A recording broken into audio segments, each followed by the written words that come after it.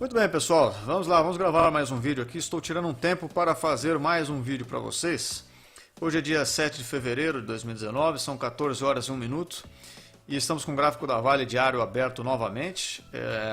E eu quero aproveitar esse gráfico exatamente para falar de gaps com vocês, como provavelmente o título do vídeo já denunciou, né? Já tem um spoiler aí no título do vídeo para vocês. Eu não vou abordar isso aqui em todos os aspectos que mereceria ou deveria, né? Vou tentar fazer um vídeo mais rápido, mas eu vou tentar falar um pouco sobre aquela crença popular, aquele dito no mundo dos traders aqui, de que todo gap será fechado. Ou seja, todos os intervalos de preço assim, né? Só lembrando o que é um gap. É um intervalo de preço onde não houve negociações num determinado tempo, né? Então gera esse espaço vazio, porque como não teve negociação aqui nesse período, não fica nada registrado, o gráfico fica em branco naturalmente, né? E aí o gráfico já abre aqui, às vezes é um gap para cima e às vezes, como esse aqui, é um gap para baixo. Enfim, isso não faz diferença. Então vamos falar um pouco sobre isso. E se é verdade que todos os gaps são fechados. Deixa eu só inverter a ordem com que eu faço as coisas aqui. Geralmente eu falo isso no final, mas se você quiser contribuir com esse canal de alguma forma, na descrição deste vídeo tem uma carteira de Litecoins, uma carteira de Bitcoins. Ou se você quiser contribuir aqui dentro da plataforma do YouTube, basta que você dê um like aí no vídeo ou comente alguma coisa, enfim. Qualquer coisa assim já ajuda, né? E eu agradeço, naturalmente. Mas vamos lá, vamos falar então dos gaps. Aproveitando que a gente teve esse forte gap no gráfico da Vale aqui diário. Então todos os gaps serão fechados, dizem por aí. E isso parece verdade, porque se a gente olhar nos gráficos aí, sempre que a gente tem um gap, de fato, algum tempo depois, né? Olha só, por exemplo, aqui a gente vai encontrar diversos e diversos gaps. Quanto menor for a liquidez do ativo, inclusive, e menor o time frame que você estiver olhando, mais gaps você vai encontrar. Se você colocar isso aqui no gráfico de 1 minuto, por exemplo, você vai encontrar um monte de gaps para lá e para cá, para cima e para baixo, um seguido do outro às vezes. Enfim. E quanto maior a liquidez do ativo, por outro lado, e maior o time frame, menos gaps você encontra. Mas ainda assim, uma empresa que tem uma certa movimentação aí considerável, como é a Vale, você ainda encontra aqui no gráfico diário gaps frequentes. Então a gente teve um gap aqui, tem por exemplo, um gap aqui, tem outro gap aqui, enfim, a gente vai encontrar vários aqui, né? Tem outro gap aqui, tem gaps aqui, aqui e aqui, e a gente vai listar uma porção deles, como vocês vão ver. E aí o que acontece na sequência deles, né? Teve um gap para cima aqui, na sequência o preço veio e fechou esse gap. O que o pessoal quer dizer com fechou esse gap? Ele veio testar esse nível de preço que estava vazio até então, né? Onde não houve negociação. Então no momento seguinte, faz um teste e acaba, entre aspas, fechando o gap. Aqui é a mesma coisa, ele abre com um gap de alta, no dia seguinte ele devolve tudo e fecha o gap mais uma vez. Sim? Então daí cria-se essa ideia de que, bom, se o mercado abre com um gap para um lado, é só eu apostar no sentido contrário ao que o gap abriu, que eu vou sempre ganhar. Por que eu vou sempre ganhar? Porque o gap fecha, então se ele abriu com um gap para cima, ele vai cair. Se ele abriu com um gap para baixo, ele vai subir. Será que isso é verdade? É tão fácil assim? E claro que não, né? Se isso aqui fosse fácil, tá todo mundo rico, e não é o caso. Então, o que vocês podem ver é que, como eu falei, de fato, muitos gaps são preenchidos em algum momento da história aqui do gráfico, mas às vezes isso demora muitos dias. Não ocorre na mesma hora, não ocorre no mesmo instante. Então, por exemplo, esse gap aqui, ó, que a gente abriu aqui, a gente vai fechar ele muito tempo depois. Olha o que o gráfico faz. E ainda nem fechou completo, na verdade, né? Ele vem para cá, corrige, vai de novo. Aí que ele vai cair até aqui, ó, no final dessa vela aqui, para testar esse gap que foi aberto, no caso aqui, de um dia para o outro, são 47 dias de espaço, de intervalo, né? Então, não dá para confiar muito nessa estratégia de que, só porque abriu com gap, quer dizer que eu posso apostar no sentido contrário, né? E aqui a gente claramente vê que provavelmente aconteceu isso aqui, inclusive com a Vale, né? No dia ali do incidente, no dia seguinte que o mercado abriu após o incidente, melhor dizendo. Então ele abriu com um gap aqui embaixo. Lembrando que na formação do candle, desse candle especificamente aqui nós estamos falando, tá? Então o preço inicial, deixa eu até dar um zoom nele para ficar mais fácil de enxergar. Então vamos lembrar como é que se forma o candle, né? Nesse caso aqui, o preço inicial de abertura foi esse aqui.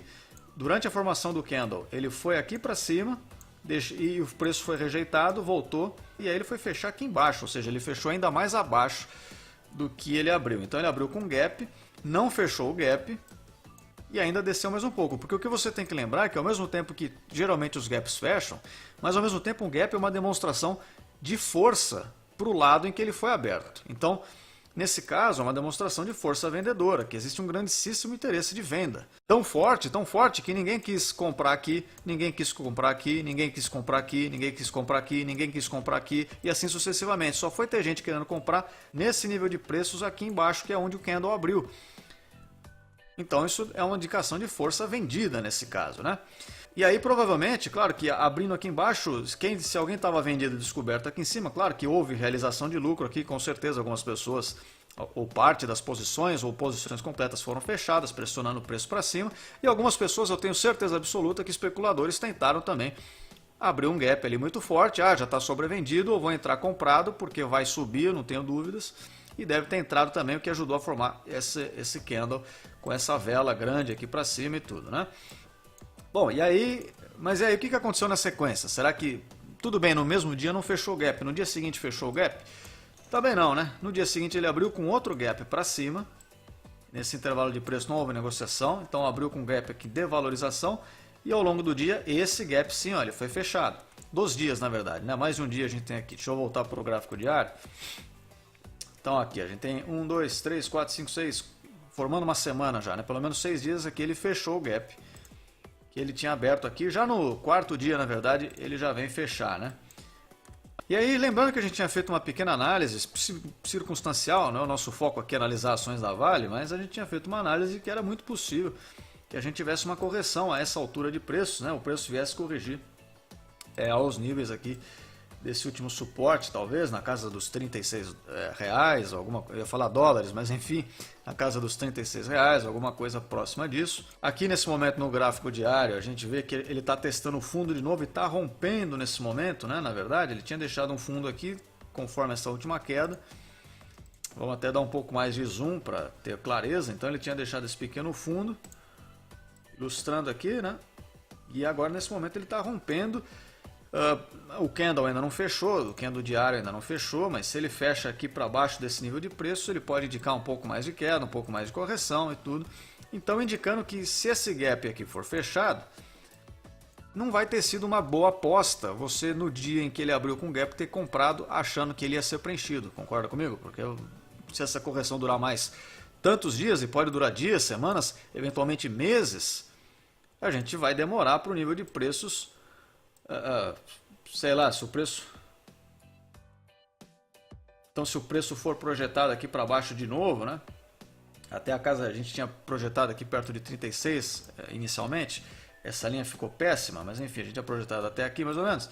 Então se ele de fato vier buscar isso aqui, você concorda comigo que vai demorar um certo tempo até ele conseguir voltar. Na hipótese dele voltar ao patamar de preços aqui em cima, então você concorda que é provável que leve um certo tempo ali até a gente ter essa confirmação, né, de que aquele gap seja preenchido. Então, basicamente, não é exatamente um setup que você deva assumir, tá? Todo gap vai ser preenchido?